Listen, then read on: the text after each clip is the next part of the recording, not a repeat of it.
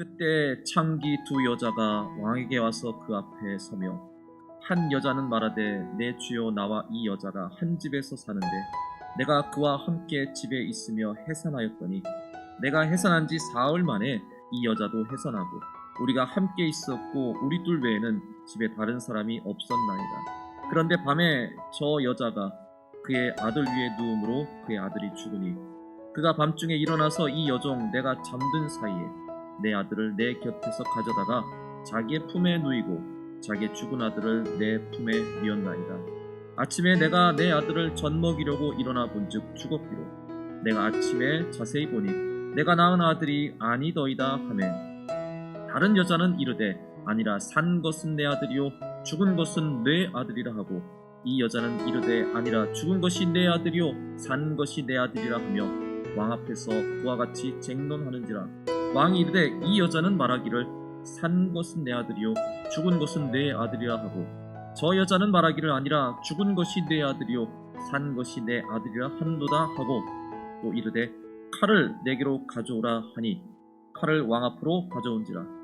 왕이 이르되 산 아이를 둘로 나누어 반은 이 여자에게 주고 반은 저 여자에게 주라. 그 산 아들의 어머니 되는 여자가 그 아들을 위하여 마음에 불붙는 것 같아서 왕께 아뢰어 청하건대 내 주여 산 아이를 그에게 주시고 아무쪼록 죽이지 마옵소서 하되 다른 여자는 말하기를 내 것도 되게 말고 내 것도 되게 말고 나누게 하라 하는지라.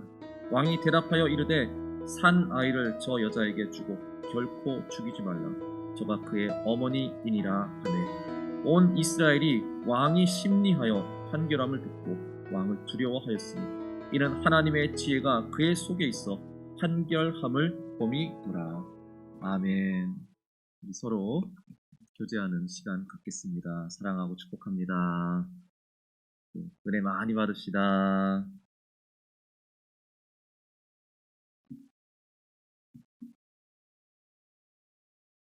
자, 요즘 참 답답한 세상 속에 살고 있는 저와 여러분,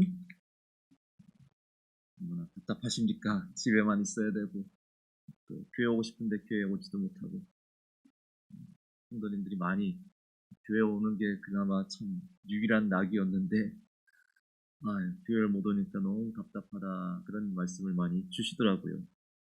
오늘 비록 온라인 예배로 또 가정에서 예배를 드리시겠지만 하나님이 주시는 이 귀한 말씀 가운데서 여러분 또 큰 은혜 받으시고 그래서 오늘 답답했던 마음과 스트레스가 좀 하나님의 은혜로 확 풀리는 그런 귀한 은혜의 시간이 되시기를 주님의 이름으로 간절히 소망합니다.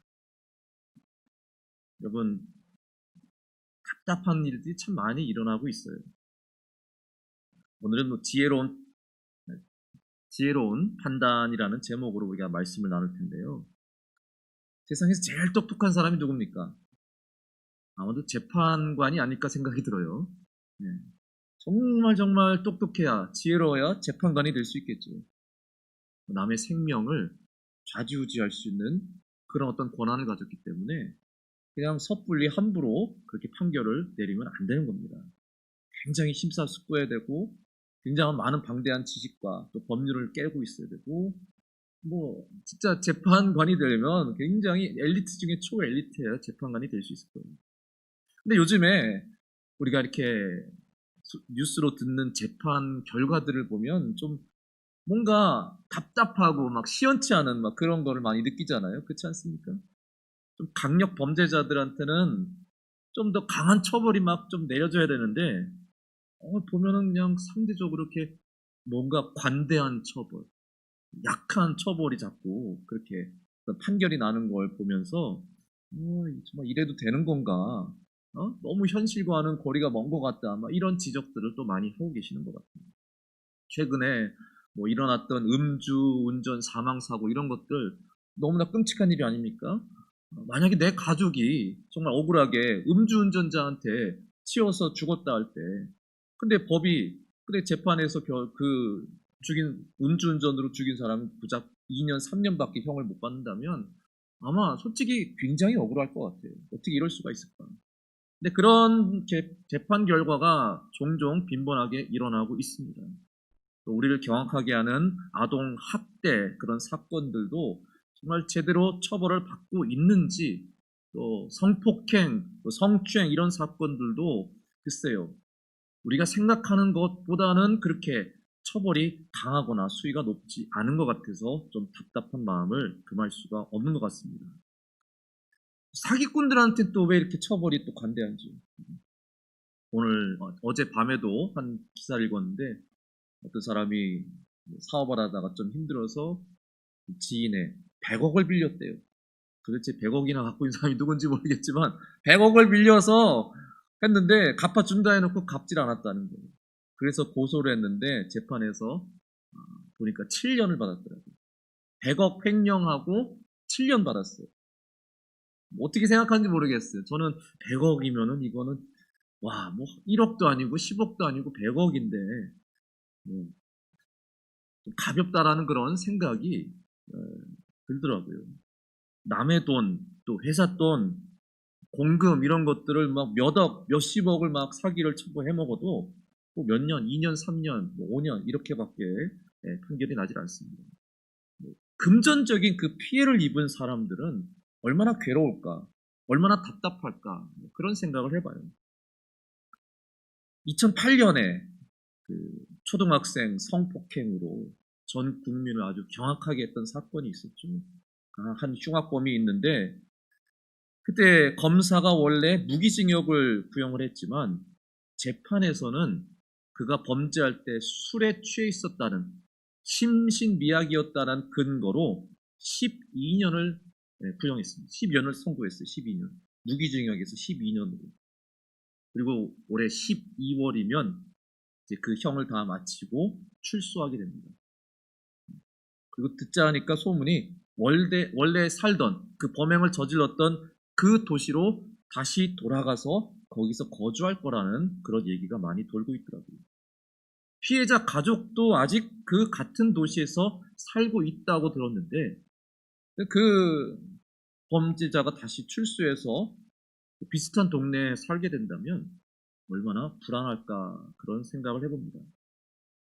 물론 그리스도인으로서 저도 답답함을 느껴도 남이 뭐 그렇게 더 잘못되는 걸, 더 많은 형을 받는 걸, 막 그런 것을 막 기대하고 소망하고 그래야지 막 외쳐서는 안 되겠지만, 그래도 국민들의 보편적인 마음은 강력 범죄에는 좀 더 단호한, 강력한 처벌이 있어야 되지 않느냐라는 그런 어떤 생각을 다 갖고 계시는 것 같아요. 그래서 막 그런 판결을 내린 판사들에 대한 인신공격도 요즘 굉장히 많이 일어나고 있는 것 같습니다. 우리 판사들이 너무 현실성 없는 걸 아니냐, 뭐 이런 지적도 많이 나오고 있어요. 그런데 솔직히 우리 그 판사님들도 얼마나 힘들까라는 또 그런 생각을 또 해보게 됩니다. 그 법정에서 피의자와 또 피해자들, 또 양쪽을 변호하는 그 변호사들이 얼마나 팽팽하게 대립하고 서로 다투고 서로의 또 입장을 막 그 주장을 하는 것들을 다 두 눈으로 두 귀로 듣는 그 판사 입장에서 판결을 내린다는 게 얼마나 힘들고 고된 일일까. 그렇죠? 변호인들이 그렇게 호락가락합니까? 없는 것도 만들어내고 있는 것도 없게 만들고 막 들어보면은 다 이 말도 맞고 저 말도 맞는 것 같고 이게 다 들어보니까 또 알쏭달쏭하고 애매모호하고 얼만큼 처벌을 줘야 될지도 잘 판결이 안, 진짜 힘들 것 같아요. 판사라면 굉장히 똑똑한 분들일 텐데 아무렴 우리보다는 잘하겠죠. 그렇죠? 우리는 막 판결이 너무 이상하다고, 너무 이건 아니라고 막 비난하고 그러지만 우리라고 더 잘하겠어요? 내가 판사라면 더 잘하겠습니까? 못해요. 남을 욕하는 건 참 쉬운 일인 것 같습니다. 그렇지만 정작 내가 비판했던 그 사람보다 내가 그 일을 더 잘할 수 있을까요? 아마 못할 겁니다. 저도 축구를 좋아해서 축구에 좀 열성적이어서 축구 경기를 볼 때 막 우리 팀 선수가 잘 못하게 되면은 막 아유 답답해라, 내가 저거보단 잘하겠다 막 이렇게 막 외치기도 하는데 그 옆에서 우리 아내가 들으면은 당신이 한번 뛰어봐, 당신이 얼마나 더 잘하는가. 못하죠. 제가 그 축구 선수의 진짜 발톱만도 못할 거예요. 근데 그냥 속상하니까 답답하니까 그냥 막 아유 왜 저렇게 못해, 내가 더 잘하겠다 막 이런 말이 막 튀어나오는데 참 비판하는 건 쉬운데, 그렇죠? 비판하는 건 참 쉬워요. 근데 막상 내가 그 사람보다 더 잘할 수 있을까요?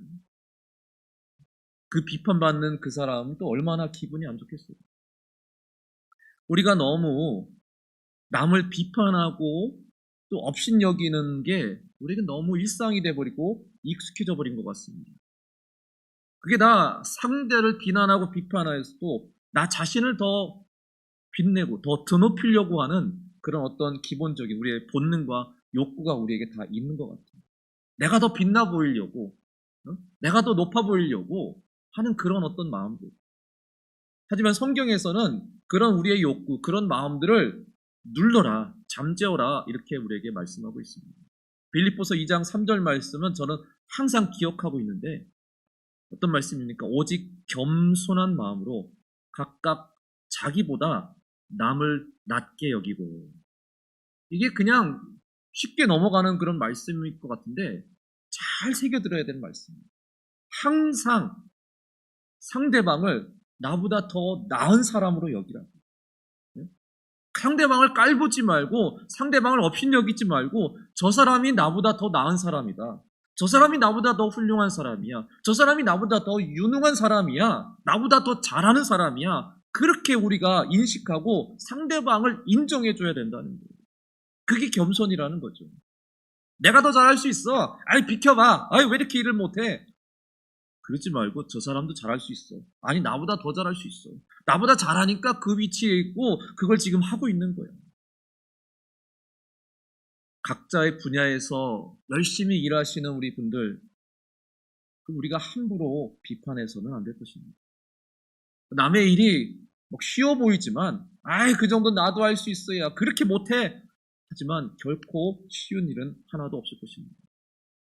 특히 우리 그리스도인들은 항상 겸손해야 되고 그러기 위해서는 남을 인정해야 돼요. 그 사람을 또 칭찬해 줘야 돼요. 격려해 줘야 돼요. 이런 아름다운 미덕을 우리가 함께 세워나가야 됩니다. 깎아내리지 말고 비판하는 것, 물론 정당한 비판도 필요하겠지만 그러나 되도록이면 상대방을 좀 칭찬해 줄 줄 아는, 높여줄 줄 아는, 또 격려해 줄 줄 아는 아름다운 덕을 세울 수 있는 우리 그리스도인들, 오산중학교의 우리 성도 여러분 다 되시기를 주님의 이름으로 간절히 소망합니다. 오늘 말씀 여러분 매우 유명한 말씀이죠. 어릴 때부터 익히 들었던 이 솔로몬의 판결, 재판. 언젠가 제가 여러분과 함께 좀 설교 말씀으로 은혜를 나눠보고 싶었습니다. 어릴 적부터 들었던 말씀인데 어릴 적은 그냥 그게 너무 솔로몬이 대단하다, 진짜 뛰어나다, 지혜롭다 이런 생각으로 그냥 이렇게 들었지만 자꾸 커가면서 이 이야기를 접할 때마다 생각이 달라지는 것 같아요. 이게 그냥 그렇게 단순하게 솔로몬이 참 지혜롭네, 뛰어나네, 훌륭하네 그냥 이렇게만 받아들여지는 게 아니더라고요. 자, 보십시다. 솔로몬이 이제 왕이 되어서 하나님께 일천번제를 드리면서 하나님께서 너무 감동받으셔서 솔로몬에게 무엇이든지 내가 구하라 그럼 내가 들어주겠다. 그때 솔로몬이 듣는 마음을 주십시오. 백성들의 목소리를 들을 수 있는 마음, 지혜를 달라고, 송사를 잘 판결할 수 있는 판단력, 지혜를 달라고 구했더니 하나님께서 기뻐하시면서 솔로몬에게 놀라운 지혜를 부어주셨습니다. 그래서 그때부터 솔로몬은 그 전에도 아마 지혜로웠겠지만 아마 이 세상에서 가장 지혜로운 사람으로 그렇게 평가받고 그렇게 인정받는 사람이 되었던 것 같아요. 근데 솔로몬 왕이 그래 얼마나 지혜롭길래, 도대체 얼마나 지혜로울까? 그걸 한번 테스트 해봐야죠. 그렇지 않아요? 하나님의 지혜를 받자마자 바로 솔로몬이 아주 매우 까다로운 법정 송사의 재판장으로 나섰습니다. 창기인 두 여인이 왕 앞에 섰어요. 이 둘이 같이 살아요. 한 집에 같이 사는데 공교롭게도 비슷한 시기에 임신하고 비슷한 시기에 출산했습니다. 3일 차이로 서로 출산했어요. 근데 또 신기한 건 아버지가 누군지 몰라요. 나오질 않아요. 아버지가 누군지 둘 다. 아버지가 없어 보여요. 아빠가 없어요. 하나 여인이 먼저 아기를 낳고 다른 여인이 사흘 뒤에 아기를 낳았습니다. 근데 안타깝게도 한 아기가 죽고 말아요. 19절에 보니까 밤에 잠자다가 엄마가 아기 위에 누움으로, 아마 그래서 눌려서 질식해서 죽은 것 같습니다. 실제로 이런 사건들이 빈번하게 일어난다고 해요. 영아 급사 증후군이라고 해서, 영아들이 특히 아주 위험하잖아요. 아직 어리니까, 여리여리하니까 같이 부모와 잠을 자다가 질식해서 죽는 사건들이 종종 일어나기도 합니다. 조심해야 돼요. 외국에서는 아기가 태어나면요, 바로 따로 방을 만들어줘요. 따로 재웁니다. 그 쬐그만 아기를 따로 재워요. 왜 그런가 했더니, 혹시나 자다가 질식해서 죽지, 그런 불상사를 방지하기 위해서 아예 처음부터 따로 재우는 거예요. 근데 우리나라에서는 그렇지 않죠? 아직 그런 인식은 좀 어렵죠? 아기가 그냥 엄마한테 꼭 붙어가지고 잠잘 때도 그냥 붙어있고 막 이러는 거. 근데 참 조심해야 돼요. 근데 여기 아기가 죽었어요. 근데 법정에 와서 한 여인이 저 죽은 아기의 엄마가 자신의 아기와 바꿔치기 했다, 이런 주장을 하는 겁니다. 내 아기는 살아 있었는데 오늘 보니까 죽은 아기로 바꿔치기를 했다. 그럼 다른 여인은 무슨 소리냐? 난 바꿔치기 한 적 없다. 당신의 아기가 죽은 거다. 그냥 인정하고 받아들여라. 이렇게 서로 팽팽한 주장을 펼칩니다. 그러니까 결국 두 여인 다 무슨 주장이에요? 내 아기는 살아있다. 내 아기는 살아있다. 당신의 아기가 죽은 거다. 이렇게 주장을 하고 있는 것입니다. 지금이야 뭐 유전자 검사해 보면 바로 나오겠죠. 결과가. 그러면 알 수 있을 것이고. 또 아버지가 만약 있었다면은 또 아버지의 어떤 증언으로 이게 쉽게 풀릴 수도 있었지만, 어떻게 됐는지 이 두 여인에게는 아빠도 없어요. 남편도 없고, 또 창기라고 나왔잖아요. 아마 그래서 어떻게 설명을 해야 될지 모르겠지만, 증거인도 없고 증인 목격자도 없고, 그저 오직 이 두 여인의 주장뿐, 그거밖에 지금 어떻게 볼 수 있는 게 없어요. 어쨌든 두 여인 중에 한 여인은 진실을 말하고 있고 한 여인은 거짓을 말하고 있는데, 과연 누구 말이 진실일까? 이거를 솔로몬 왕이 잘 판단을 해야 됩니다. 아무런 증거도 없이, 아무런 목격자도 없이 그냥 두 여인의 말만 듣고 과연 진실과 거짓을 판별할 수 있을까요? 판단할 수 있을까요, 여러분? 얼마나 애매모호한 상황입니까? 얼마나 어려운 상황이에요. 이게 어떻게 도대체 해결해야 돼요? 뭐가 진실인지, 뭐가 거짓인지, 뭐가 참된 건지, 뭐가 잘못된 건지, 이게 판단하기 얼마나 어려운 지금 상황입니까? 요즘 제가 많은 또 우리 목회자, 많은 그 교회와 성도님들도 아마 그런 마음을 느끼실 것 같아요. 뭐가 도대체 진실인지, 뭐가 도대체 옳은 건지, 옳지 않은 건지 구별하고 또 판단하기가 참 어려운 상황이다. 그런 마음이 들어요. 교회가 지금 비대면 예배를 벌써 한 달 넘게 하고 있는데, 이게 과연 옳은 것인지, 옳지 않은 것인지. 어떤 교회에서는 아유 그냥 법을 어기고서라도 우리는 그냥 대면 예배로 진행할 거야, 막 이렇게 막 외치는, 주장하는 또 교회와 목사님들도 있고. 그게 옳은 건지, 아니면 계속 그냥 정부의 방침대로 그냥 따라가야 되는 건지, 참 저도 판단이 잘 서지가 않습니다. 우리 성도님들에게 뭐라고 말씀을 드려야 될지, 뭐가 옳은 것인지, 이 돌아가는 지금 상황들이요, 저 입장에서도 굉장히 이해하기 어렵고 판단력이 잘 서지 않는 그런 상황인 것 같아요. 이렇게 우리 다 복잡하고 참 어려운 그런 상황 속에서 우리는 어떤 마음, 또 어떤 지혜를 가져야 될까? 그래서 저는 오늘 이 말씀을 선택해 보았습니다. 솔로몬이라면 과연 지금 어떤 판단을 내렸을까? 솔로몬 왕이라면 어떤 지혜, 어떤 분별력을 가졌을까? 하나님이 원하시는 그런 지혜와 그런 판단과 마음은 과연 무엇일까? 오늘 이 솔로몬의 오늘 판결을 통해서 우리도 그런 지혜를, 그런 마음을 함께 나누는 귀한 은혜의 시간이 되기를 간절히 소망합니다. 자, 첫 번째 보십시오. 아이를 반으로 나누라. 두 여인의 주장을 각각 들어본 후에 솔로몬 왕은 어떤 판결을 내립니까? 칼을 가져오라 하고선 이 아기를 둘로 나눠서 두 여인에게 반쪽씩 나눠주라, 그렇게 판결을 내립니다. 우리야 결말을 다 아니까, 해피엔딩으로 끝나니까 이거 그냥 넘어가죠. 예? 이거 넘어가지. 그렇지만 진짜 그 법정에서는 어땠을까요? 사람들이 경악을 했겠죠. 예? 얼마나 놀랬겠어요. 아이고 끔찍해라, 아이고 끔찍해라, 이게 무슨 판결이야 이게 도대체.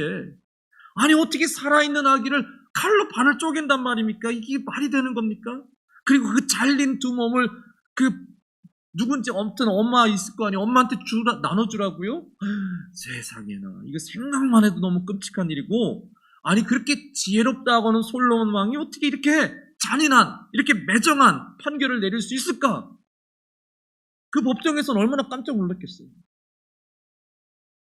우선 그렇게 판결을 내린 것은 도무지 어떤 증거, 어떤 목격자가 없었기 때문에 두 여인의 증언만으로 진실을 가려야 되는데 진실을 가릴 수가 없으니까. 한쪽이 양보를 하지 않고 서로 팽팽하게 대립을 하고 있기 때문에 이건 뭐 아무리 지혜로운 솔로몬이라 할지라도 판결을 내릴 수가 없는 거예요. 한쪽 편을 들어줄 수가 없어요. 그래서 솔로몬은 가장 공정한 판결을 내리고 맙니다. 두 여인 다 진실일 수 있고 두 여인 다 거짓일 수 있으니 그러면 가장 공평하게 나눠 가져라. 그리고 따지고 보면 아주 공정한 판결이라 할 수 있습니다. 하지만 공정하다는 것이 또 어떻게 보면 굉장히 매정하고 냉정한 판결이 될 수 있다는 거예요. 그렇죠? 왜냐하면 어느 한쪽에 편애하지 않기 때문에. 좀 봐주세요. 좀 잘 봐주세요. 이런 게 통하지 않는 상황이라는 거죠. 솔로몬은 굉장히 공정함을 기했어요. 어느 한쪽 편에 기울지 않았어요. 철저하게 원리 원칙대로 따져서 재판의 결과를 냈습니다. 이 공정함이라는 게 중요하지만 그러나 또 실상에서는 이 공정함을 유지하기가 또 얼마나 어려운 것인가 우린 또 생각해 봐야 됩니다.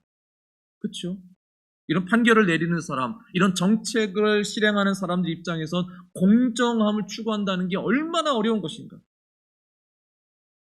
그걸 옆에서 보는 사람들은 그것밖에 못합니까? 왜 이렇게 공정하지 못합니까?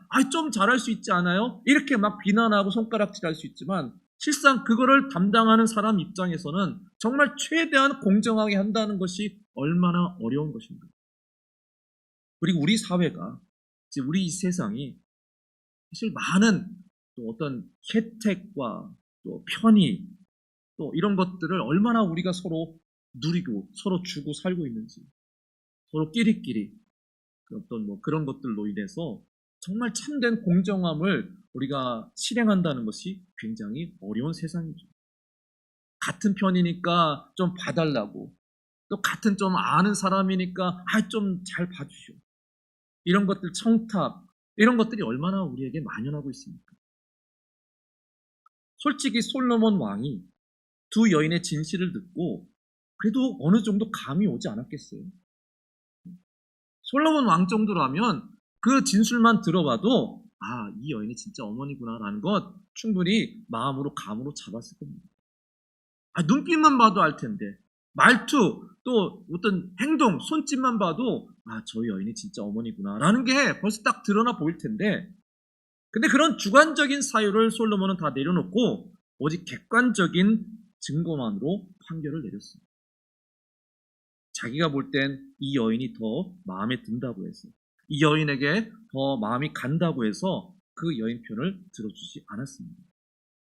어떤 누구에게 호의를 베풀거나 편애하는 것, 이런 것을 일체 배제하고 아주 철저하게, 공정하게, 냉정하게 판결을 내렸습니다.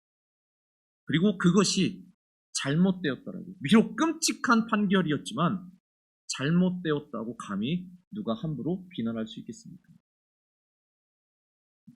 그러니까 지금 우리 기독교와 교회가 우리가 지금 피부로 느끼고 있는 이런 차별, 또 부당함, 왜 우리 교회만 타겟이 되었을까? 왜 우리 교회만 뭐라고 할까? 왜 우리 교회만 문제라고 그러고 교회만 문 닫게 할까? 우리에게는 굉장히 당황스럽고 또 굉장히 힘든 그런 어려움으로 다가오고 있죠. 왜냐하면 전에 경험해 본 그런 적이 없었기 때문에.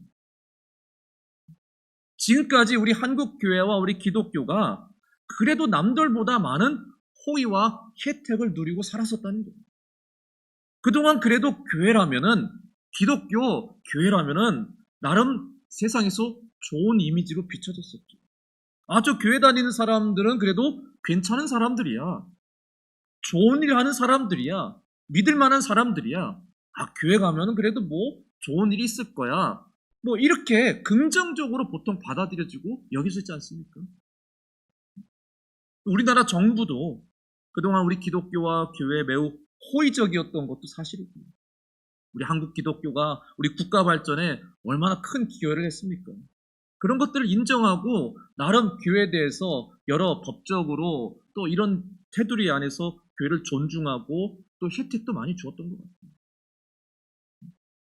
그리고 국민들도 교회가 그런 어떤 혜택을 받는 것, 그런 것에 대해서 뭐 크게 지적하거나 비판하는 사람도 없었습니다. 하지만 이젠 좀 상황이 달라졌어요.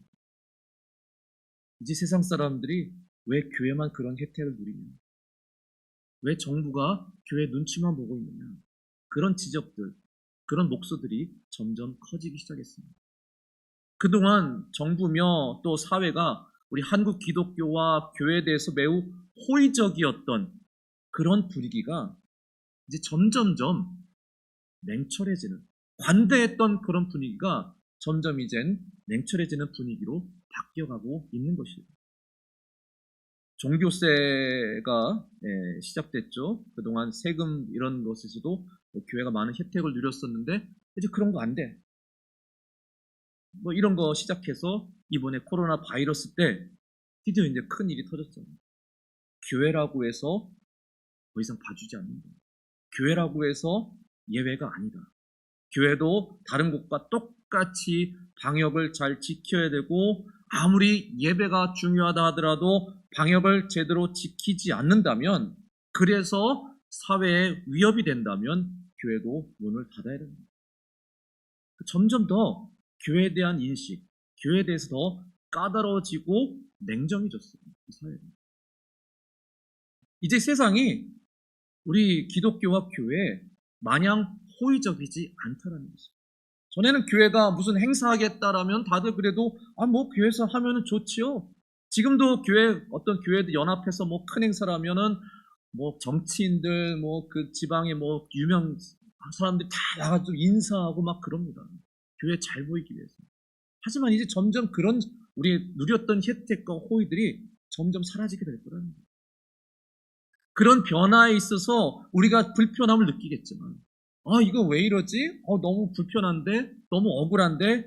하지만 우리도 그런 변화를 깨닫고 변화에 잘 맞춰 가야 할 수밖에 없다는 겁니다.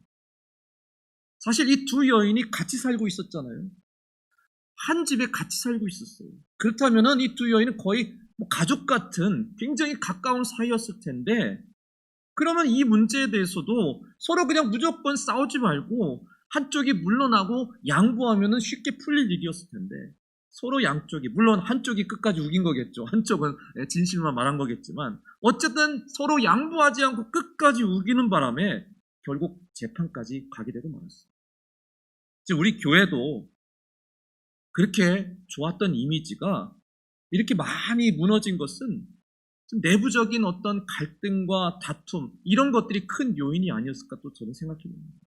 지금도요, 우리 교단, 또 많은 교회, 그 안에 다툼들, 많은 소송, 재판이 지금도 벌어지고 있어요. 감리교 지금 홈페이지 들어가 보시면요, 다 무슨 소송, 재판, 뭐 이런 글로만 잔뜩 채워져 있어요.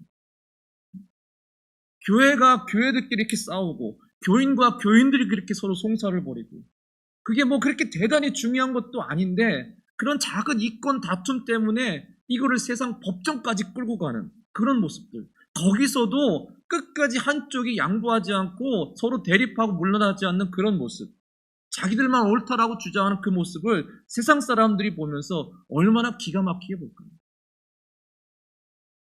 이런 교회 모습에서 무슨 교회와 기독교인에게 호의를 베풀고 교회가 특별한 혜택을 누리고 교회가 세상에서 무슨 인정을 받고 신임을 얻을 수 있겠습니까?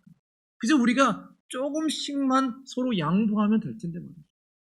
조금만 더 양보하면 될 텐데. 아니 예수님이 7번에 70번이라도 용서해 주라고 그렇게 말씀하신 내용들.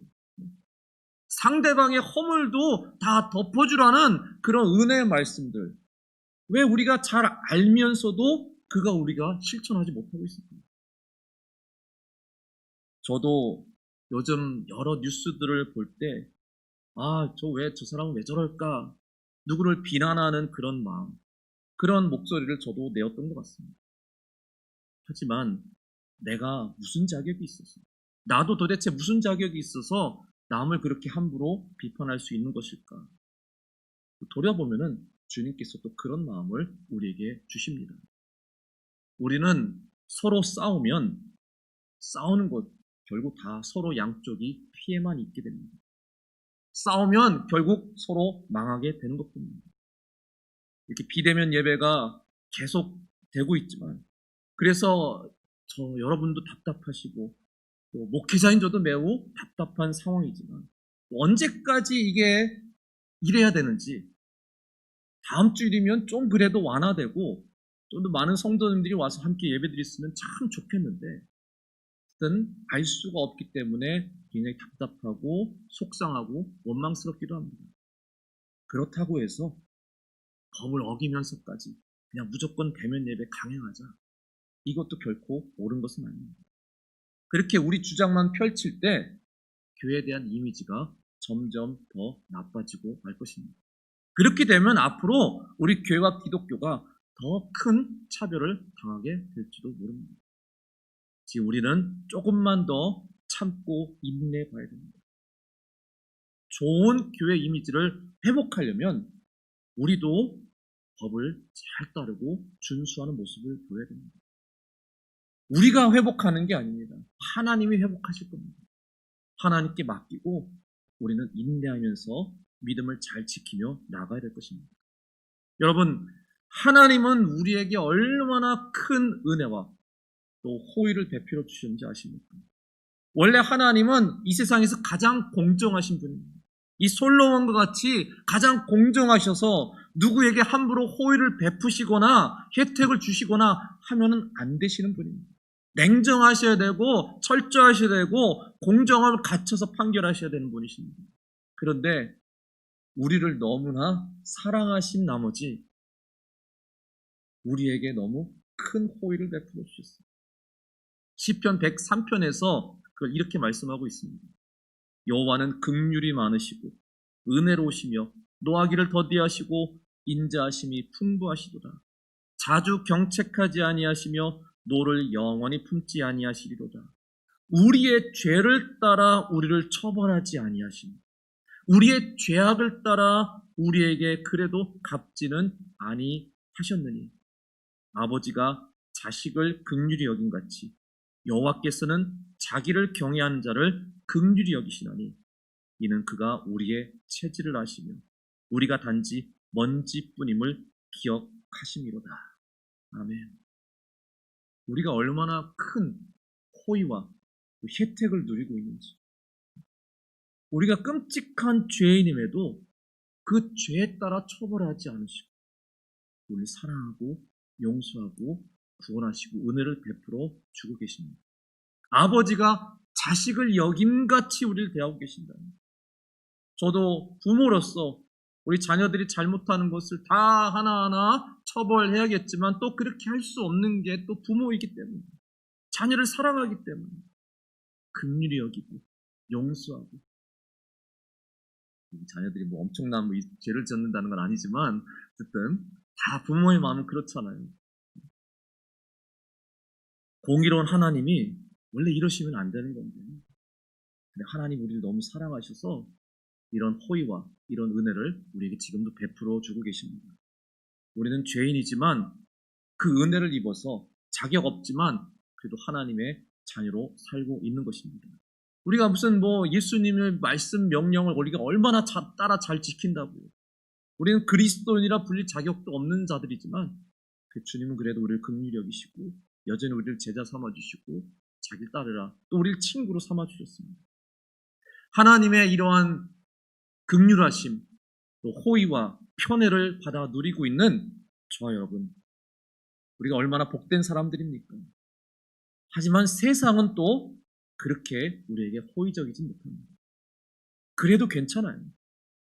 그래도 괜찮습니다. 우리가 좀 더 정직하게 살면, 우리가 좀 더 선한 일을 잘 행하며 살면, 우리가 더 열심히 하나님 말씀대로 따라면 산다면 다시 우리의 신뢰는 분명히 회복될 것입니다.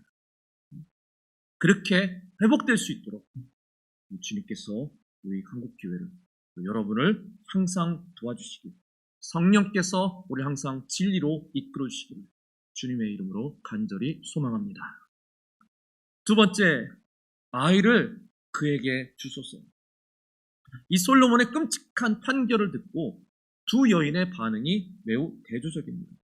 한 여인은 마음에 불이 붙어서 왕에게 내 주여 이 산 아이를 그에게 주시고 아무쪼록 죽이지 마옵소서, 그렇게 간청을 합니다. 다른 한 여인은 왕의 판결대로 아기를 둘로 나눠 주십시오. 완전히 대조적인 반응이 나오죠. 이 반응을 보고선 솔로몬 왕은 진짜 어머니가 누군지를 확실히 가려낼 수 있게 되었습니다. 아기를 제발 죽이지 말아달라고 간청하는 저 어머니가 진짜 어머니다라고 최종 판결을 내리게 됩니다. 이렇게 보면 정말 솔로몬이 지혜롭구나, 아주 훌륭한 판결이구나, 칭찬을 안 할 수가 없습니다. 아까 아기를 둘로 쪼개라는 그 판결, 처음에는 왜 이렇게 가혹한 판결이었을까 했지만 그건 한마디로 그 여인들의 마음을 들떠보기 위한, 특히 요즘 말하는 페이크라고 하죠, 그런 판결이었습니다. 진짜 어머니는 어떤 반응을 보였습니까? 아기를 절대 죽이지 마십시오. 이 아이 절대 죽이면 안 됩니다. 근데 가짜 어머니는 이 아기가 죽어도 상관없다는 듯이 그렇게 말했어요. 뭔 차이가 있습니까? 그 아기를 진정으로 사랑하느냐 사랑하지 않느냐, 그 차이가 있었습니다. 그 왕의 재판의 판결에 불복한다는 것은 그 당시에 있을 수 없는 일입니다. 그러니까 가짜 엄마가 그냥 그 두 아기 쪼개주십시오, 아니 어떻게 아무리 가짜 엄마라도 저렇게 얘기할 수 있을까? 하지만 그 당시에 왕에게 불복하는 것은 자기 생명이 위태로운 일이에요. 그러니까 그냥 왕의 판결대로 그냥 따르겠습니다 이렇게 말했던 거죠.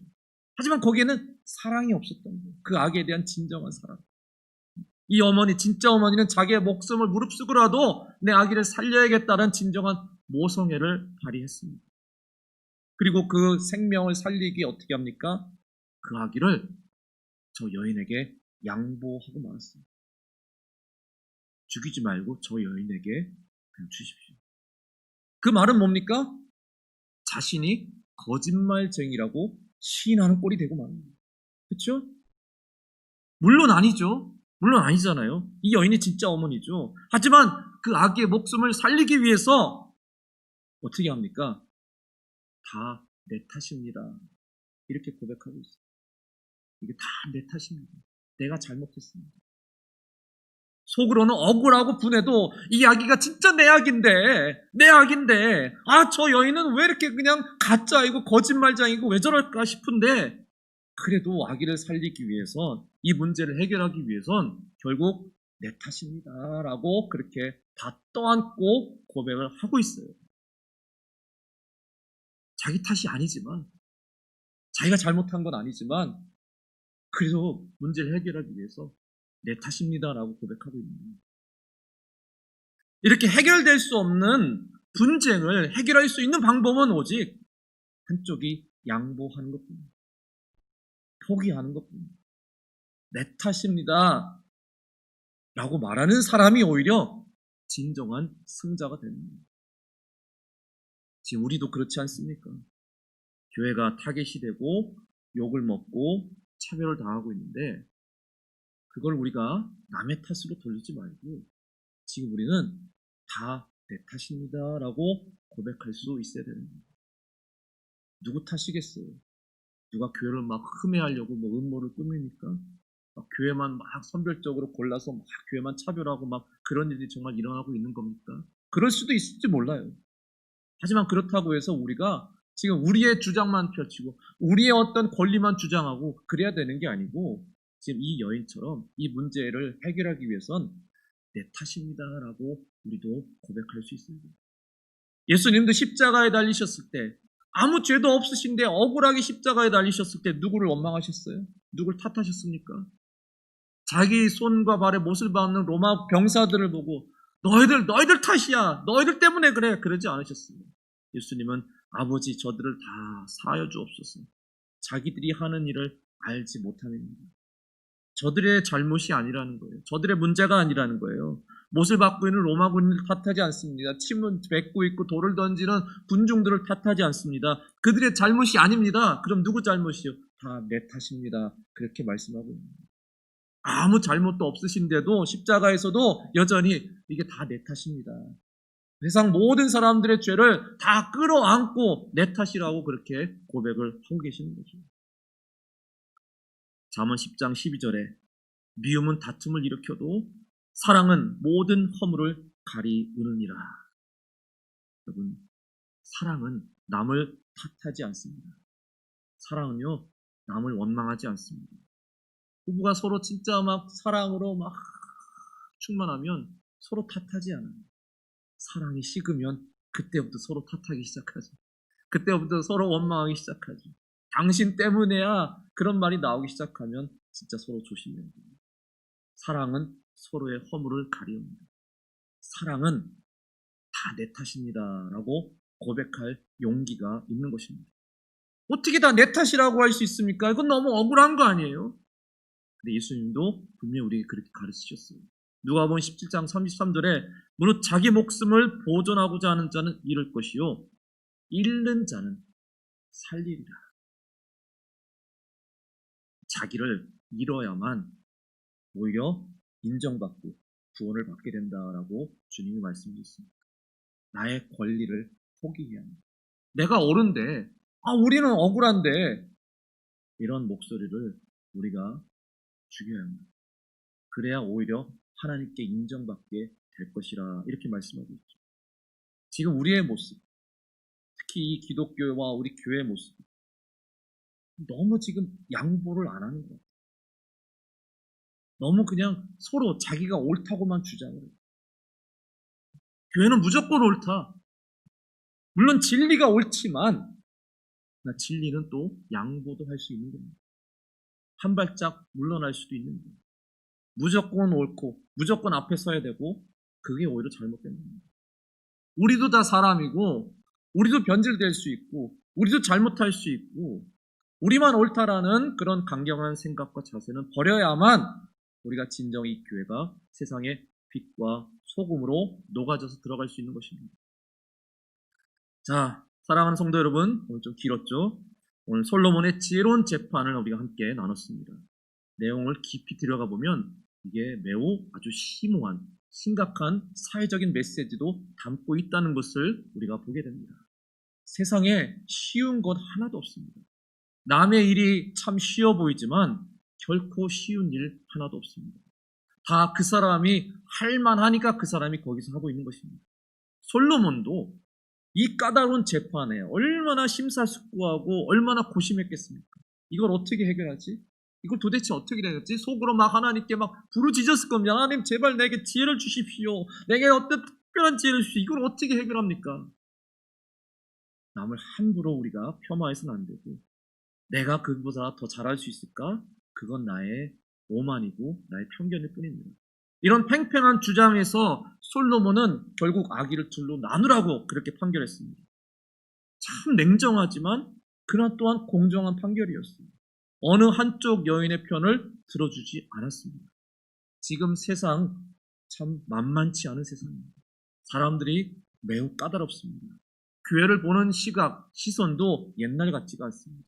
그동안 참 우리 교회와 기독교가 많은 호의와 편의를 누렸지만 좋은 이미지로서 그래도 우리가 많은 좋은 일들을 누렸지만 앞으로는 더 차가운 냉정한 판단과 시선을 받게 될 겁니다. 어쩌겠어요? 더 열심히 잘해야죠. 더 열심히 우리가 해야 될 뿐입니다. 진짜 어머니는 결국 아기를 상대방에게 양보했습니다. 다 내 탓입니다. 이렇게 고백했습니다. 진정한 승리자는 참고 인내하며 양보하는 사람입니다. 그게 쉬운 것은 아니지만 하나님을 사랑하고 이웃을 내 몸과 같이 사랑하는 사람은 그렇게 할 수 있는 용기가 분명히 있을 것입니다. 또 지금 우리는 또 그렇게 해야 합니다. 무너진 우리 기독교와 교회의 신뢰를 다시 회복하기 위해선 참고 인내하고 양보하는 그런 사랑과 미덕이 우리에게 필요합니다. 우리도 약하고 우리도 흠이 많다는 것을 인정해야 할 때 우린 더 겸손해질 수 있을 것입니다. 그래서 우리의 진정함을 우린 다시 회복해야 돼요. 우리의 진정성. 그래야만 다시 교회가 이 사회에서 인정받을 수 있게 될 것입니다. 우리의 권리만, 우리의 욕심만 고집한다고 지금 이 문제가 해결되지 않습니다. 참으로 어려운 이때 빨리 교회가 회복되길, 예배가 회복되길 누구보다 우린 간절히 소망하고 있습니다. 그러나 그것이 우리의 편리를 위해서, 우리의 기쁨을 위해서, 우리의 유익을 위해서 해결되는 것이 아니라 오직 하나님이 영광 받으셔야 된다는 그 소망, 그 믿음으로 우리는 회복을 위해서 함께 기도해야 할 것입니다. 사랑하는 성도 여러분, 오늘도 힘내시기 바랍니다. 진리는 반드시 이기고 승리할 것입니다.